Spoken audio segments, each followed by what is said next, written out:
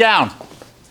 J.D. Powers and Associates 2025 for insurance, by the way, ranked it as 50% more consumers were satisfied and stayed on the books when they were communicated with. This means follow-up. This means when they saw a form of communication in the mail that we send out, by the way, the mailers, the coupons, right? Little business card. Why is that? Why do you think that consumer survey proved out that 50% more stayed on the books? Ryan? Because they show that they care. Okay, I'll take that. They show they care. Why else? Put it in front of their mind. Forefront. What? Feel included. Feel included. Okay, great. I like it. It's actually when you don't think about something, you don't think about it. Hello, right? When you don't hear your last agent, you don't think about your last agent. No communication. So what do you think consumers are going to do? Cancel. When you guys purchase a new car, hence the example I always give. You go to the dealership and the last guy never communicated with you ever again. You are one and done. You are a one-night stand. Do you go, oh, let me call Danny? No. What do? You communicate with the person that communicated with you. So remember, the callback, you guys can clock in. The callback includes what? Referrals. The callback includes what? Remembrance. Upsells. Very good. But when you guys don't do it, right, don't expect anything else to happen after. Now, why don't salespeople do this? Okay, I like it. Lazy, scared, blah, blah, blah. Give me the real one. What? Path of least resistance always. Pat? Want to get the next deal. They think the consumer's going to cancel. Just be honest with me. You don't want to go, and I hear it all the time, rock the cradle. Well, I don't want to call them because some of you were shady when you sold it. You didn't say the right thing, right? And/or it was shaky at the end. And you think doing a button-up and/or saying anything more is not going to help you. It's going to, what, deter you. This is why a lot of you at the end of a sale, Brett, you just go click transfer. Transfer, boom, over to there. Oh, they lost my deal. This happens all the time in ACA and loading, doesn't it? Oh, yeah, it does. In Medicare, why don't we do the callbacks? Who wants to take a gander at this? They don't want to deal with the issues. Don't want to deal with the issues? We want somebody else to deal with the issues. Because why? We already did it. We already did it. It's not even a fact of being lazy or whatever else. It's just the fact of, well, I don't give a shit. Let them do it. Right? It's the wrong mindset. Why? Well, if you're in a relationship, you don't call the person back. Are you ever going to see him again? No! You're not going to see him again. Your fault. Dumb. What are you doing? So that's why J.D. Powers and Associates put that out, that 50% more will stay with the agent and feel satisfied if they're communicated with. It's simple shit. Simple shit. Now, through the sales process, how do you think you close more with that in mind? Anyone? Take this. I want you to write down. Instead of would you, I want you to put your. Instead of would you, put your. What does that mean? Would you like to sign up today? No. When your plan starts on the 1st of the month, would you like to go ahead with that? No. When you receive your package in the mail in 7 to 10 business days, here's what's going to happen. Would you like to have doctor visits included? When you go to the doctor, here's how your plan is going to work. What happens with us as salespeople, new guys, we all get in the mode of, I could sell. And you get on the phone, you're like, oh, do you want to sign up? Because you're weak. You're weak. You have nothing to say. You don't have the power statements, Heinrich. You guys don't have the tie downs. You guys don't have the future pacing there. You just don't know how to have a conversation. So you're like, oh, would you like to move ahead with this? What do you mean, would you? No. My broker right there, his name is Jeff. He's going to be speaking at the end of the meeting. There's not once he ever called me, oh, Mike, would you want to do this? He goes, Mike, here's what we're doing. There's a difference. There's a difference. He doesn't want my opinion. He's giving me his opinion. Do you understand that? You are the brokers. You all have to give your opinion. You all do this hundreds of times every single week, everybody. Hundreds. Hundreds. So if you do it, doesn't that make you an expert? If I have a guy that dug 1,000 holes in his life, I'm going to let him dig my hole. Why? He'll get it done. He's used to that shit, right? All right, go ahead, bro. Why am I going to go show him how to do it? Doesn't make sense. I want you all to have a different mindset when you speak. So what else can you say in closing in order to effectuate policies? Because that's one of the issues that we all have in every business, by the way, is effectuation. That you guys, okay, great, now we got them past that sale. Your policy will start on the first of the month. Now, in order to effectuate, we have to have that retention effort, which is that communication, isn't it? Yes. Say yes. Yes. Okay. So what more do you have to do inside of that sales process? How about let them know you're going to communicate? Let them know. Through the sales process, before, Danielle, you get to yes, I want you to let them know, Ryan and Cal, that you're going to be calling them. Hey, listen, Mrs. Jones, I'm going to be contacting you every few weeks to check on you. My company is going to be in contact with you to make sure you received all your policy information and documents. Does that make sense? Excellent. If there's anything that you don't receive, you have to communicate with me. Does that make sense, Mrs. Jones? Excellent.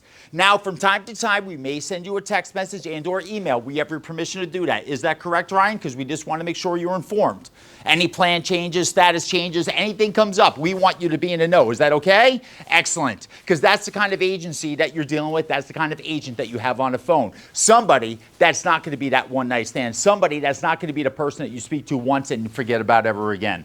Mrs. Jones, I'm here for you, just like you're going to be there for me as a client for life. That is our mission. Anything I could do more for you right now, I need you to tell me. If there's anything that you don't understand that we went through on the call today, I need you to explain it to me. And those of you in here that aren't listening or are like this inside my sales crew, you will not be here long. And Danny, this is why every year we have that change, Nicole, the change of faces that we're like, who are these people? Why? Because salespeople, you're like water. You just keep flowing down river. Because you never, ever want to stop and go, oh, shit, here's a good place to create a pond. You never do it. You keep flowing because you refuse to learn. You refuse to do. Those that do and catch on form that riverbank, Brett.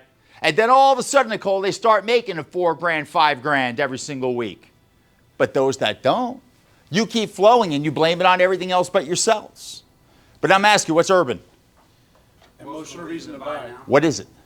It's you tie an emotional reason to the customer. What is it? It's like, hey, you need this insurance because, you know, Because of it's what? necessary. Because You what? want What life is it? Insurance. You love your family, right? What is urban? It's a sales tactic. What is urban? It's the reasons people buy. Period. It's the reasons people buy. What is urban? It's the logic they form for the emotional attachment for the reasons to buy. What's strap? Quick. Yeah? Is it? Yeah? You don't know shit, do you? Okay. Dominant reason to avoid buying. What is that? Hey, this is like a bad talk show right now. Guys, dominant reason to avoid buying is the reason people buy. It's the pain points for everyone in here that just looks like this. You're the reason why you're never going to make $4 grand because you're going like this. You don't know shit about sales. A dominant reason to avoid buying is why people buy. Why do people buy Ferraris? They get good gas mileage, yes or no? Why? Why do they buy them? Status. So that is what? Emotion. What is the logic behind that? What is the logic behind that? No, it's the fucking status. That is the logic that they formed. Like, oh shit, I'm gonna look cool in this motherfucker, right? They don't go, the gas mileage in this fucking thing is better than a Prius. They don't do that. They don't do it. Why do they buy it? Status. What is that from? Emotion. How do they form the logic? They form the logic out of it. Well, I'm gonna look good in it. That's their logic. What is their dominant reason to avoid buying? Why people buy? Huh? Why people buy? Why people buy? What is their dominant reason to avoid buying it? Quick, you. Price. Huh? Price. Price? Okay, I'll take it. No, they bought it. What is the dominant reason to avoid buying? What should the salespeople go focus on? Come on. The status, the same reason why they're buying it, the status. You sure, Brett, that people are going to like this? You sure somebody's not going to be jealous of you in this? Would you want people to be jealous of you if you had this? I don't know. I don't know if you're that guy. Can you carry it? That's the dominant reason to avoid buying, the same reason that they want to buy. Now go back to health insurance and or Medicare. What is the reason that they purchase? Hello? Huh? Will they be covered? That's question one. Number two, what? Will my family be covered? I'll take it. Will my doctor accept it? It's all the reasons they buy. It's the reason they avoid buying. Hello? It's so simple. Why, I'm not going to buy this if Dr. Klein's not on it. I'm not going to buy this if it doesn't cover my condition. I'm not going to buy this if I can't use my hospital. But that's the same reason they do buy. Is that correct or incorrect? Yes. So the dominant reason to avoid buying is the logic in which they do buy, which is an emotional attachment to their decision. It's so simple. But we don't do that as salespeople. What do? We just read a pitch, and then we go through the fucking motions, and we go, would you like to do this? No! Your doctor is covered. That's exactly why we need to get this set up. Your hospital is covered inside of the network. This is exactly why we need to be able to move forward, Mrs. Jones.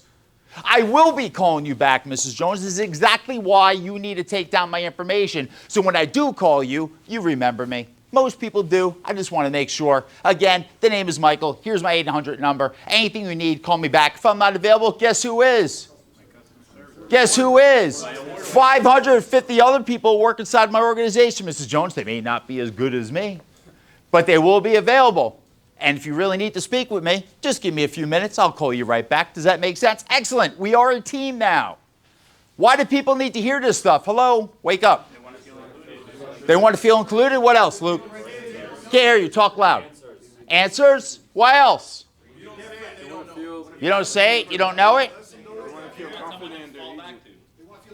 Yeah? So Jeff's going to come up here, right?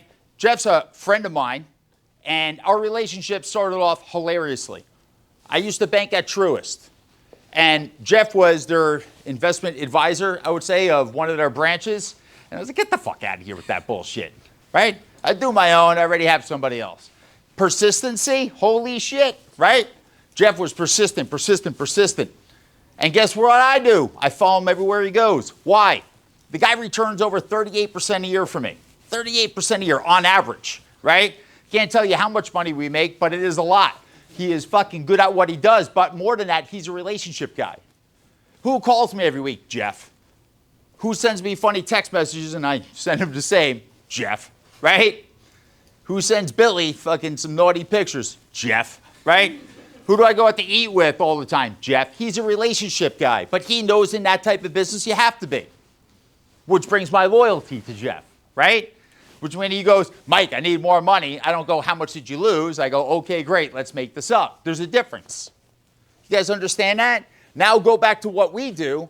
Think about your relationship. Are you forming a relationship and or are you avoiding it? And this goes in every business that you're going to be in. If you don't have that relationship, what do you have? Nothing. What do you have next year? Nothing.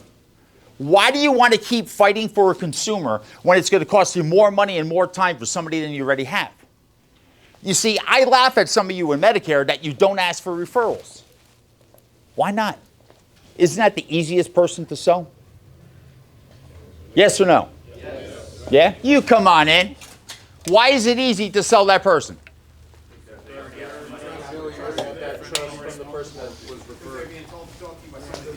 So, eating more does two things to you. You have two choices. If I eat more and I don't exercise, what happens to me? I get fat. If I eat more, but yet I lift weights every day, what happens? Oh, so I can have one thing, but then two different what? Outcomes. Great. So if I sell somebody something and I don't call them back, what happens? I lose the customer. But if I sell something and I do my callback, what do? I build my muscle. I build my book. You understand the difference? So by selling somebody the right way and by following up with them, I keep them. But by selling somebody and doing nothing, I just get fat with the loss. Like, what are we doing? What are we doing? So how can you guys change up your pitch? How can you be different? And I want you guys to decide that this week. You see, we have belts going out and awards going out. I don't even want to give the one belt out because he called out today. I think he should go to the second one right now, right? I don't think he deserves it. But Halleckman, is that how we say his name, right? Halleckman. He's #1 in Medicare inside Boca, right? Yep. I think her name is Talia. Talia? Who is that? Raise your hand. Huh? Who? Huh? Like this, right? Go ahead. Tell her what you want. You won the top ACA for last week. So she gets the belt. So you now have the belt. Halleckman has the belt. My beautiful belt, Luke. Hold that belt up for him. Then we have Arizona. Jonah Burns and then Reed get the belts. Deerfield, Henrik gets the belt. Fucking love it, man. It's like Baldwin, #1, 111 ancillary so far for the month. Won the belt. Beautiful. But we have the little airplanes that go out too. Frequent flyers. Casey, who are those frequent flyers? Where's my plane? Ryan? Ryan won it? Third and second, yeah. Huh? He won a plane? Frequent flyer? Shit, those aren't Sky Miles, everybody. Just remember that. He is kind of new, but he did it right the most, and that's Mr. Jacob Menard. Ah! Ah! Now, I hope this teaches you a lesson never to let people fly. You got to keep it on your desk for a week. You got to keep it on your desk for a week. But I want you guys to remember that amateurs, guys, they ask consumers to buy. Professionals encourage them and influence them. Jeff, come on up here. As a professional, Danielle, I want you to get in the mode of following up with consumers. Why? We need that to stick, guys. We have to go build that book. We have to build a book as this guy built mine. Me and Jeff built, I would say, pretty much an empire right now, right? Probably the smartest guy in no one's side of the market. He just wanted to say a few things. I asked him to come here because I want all of you to grow wealth. As you guys make money here, the stupidest thing that I've learned over the years with salespeople is they blow their cash. They buy raw juice, where are you? At $20 a bowl in the morning, right? 5 days a week, $400 a month, right? Where you could go be putting that in for his what? Long-term retirement and or could be the house, this, that, and the other. I want you guys to become smart with investing. Because when you have a job, that's cool. But how you get wealthy is taking the money that you have from your job and doing something with it. Does that make sense? I probably have, how many accounts do we have, dude? Just with you. Holy shit, right? Fucking crazy, right? I have to have just over everything at least 100 accounts. Differences with the 401, the Roth, the this, the traditional, the blah, blah, blah, blah, blah. I don't even know what the fuck they're all called, right? UTMA, this, that, and the other for Nico. Is that what it is, right? Jesus Christ, right? Acronyms. But I've learned that the more that you do, right, the more you will make. It's simple shit. It really is. And the market is so easy to make money in because if you guys just go back 10 years ago and you look at where the market index was and you look at it today, oh, what happened? Oh, it went up. Oh, it went up. Investing is not complicated. Day trading is, but that's stupid, right? Why are you going to do that? But investing in a market, the smartest things that you guys can do. I have a Lamborghini outside. I didn't get that from here. Fucking damn well, Brett, know that, right? I got it from him, right? Everything that I do, I really get from him. Mangusta, I should call it the Jeff, right? But I have his picture in Logan's office, right, blown up as an avatar, right? Because it's Jeff, right? We call him Magic Man. So Jeff, let everybody know. Thank you. So Michael gave you a statistic before we started about touches and why it's important relationships. Everybody has a piece of paper, pen. Yeah. Write this down. Just numbers. Write 3 times 7 times 7 times 365. Unless people are like Rain Man, I can give you the answer real quick. It's a little over $53,000. So what does that represent? 3 meals a day, $7 a meal, 7 days a week. Sorry about that. 7 days a week times 365 days a year. You spend $53,000 to eat. That's it. How are you going to do that if you don't save and invest? Multiply it by retirement. 20, Jeff. What's that? He spends 20. Delivered with tip. Your number's insane. Okay? Have a coffee machine at home. It's the importance of saving now. I'm going to guarantee you 99% of the people right here aren't going to call me. Only 1% will. And those 1% are going to be well ahead of everybody else. That's okay. That's up to you. It's your future. We're just here to help you and guide you, guide your family. This is what we do. We want to protect you. We want to help you grow. Michael's just not a client. He's a friend, his family friend. Tommy, Billy, Shane, Sean. We're family friends. This is my son, Matthew, who's now in the business, graduated University of Florida last year, and is now becoming in the business. He's just got all his licenses. This is a family business. We want to help you. So we're going to give you, Tommy, we'll get your emails. If you want to write our email down, I'll give you Matthew's. It's the letter M, and then Eglow, E-G-L-O-W, at nfsgwealth.com. We're independent. We're not here to sell. We don't call you up and say, Mrs. Jones, I have an idea for you to buy a CD. That's not what we do. I wish. What we do is we get to know what you want. What are your goals and dreams? What are your needs? And then from there, we build a plan for you. And if in a plan, all of a sudden, 1 year, 5 year, 10 years from now, you got some money. And if you're married, how many people here are married in the state of Florida? One? Wow.